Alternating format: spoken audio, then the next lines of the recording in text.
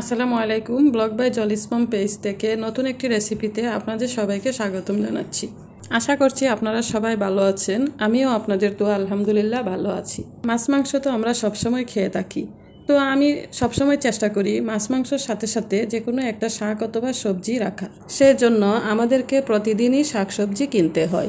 আমরা তো সবাই জানি শাকসবজিতে প্রচুর পরিমাণে ভিটামিন রয়েছে, তাই আমাদের সবার উচিত মাছ মাংসের পাশাপাশি শাকসবজি একটু বেশি পরিমাণে খাওয়া। তো প্রতিদিন তো আর সবজির জন্য বাজারে যাওয়া যায় না, তো দেখা যায় যে আমরা প্রতিদিনই একজন মামার কাছ থেকে শাকসবজি রাখি। তো মামা বাসার নিচে এসে শাকসবজি বলে জুড়ে জুড়ে চিৎকার করতে থাকে। যতক্ষণ পর্যন্ত আমরা নিচে না যাচ্ছি ততক্ষণ পর্যন্ত মামা শাকসবজি বলে ডাকতেই থাকে।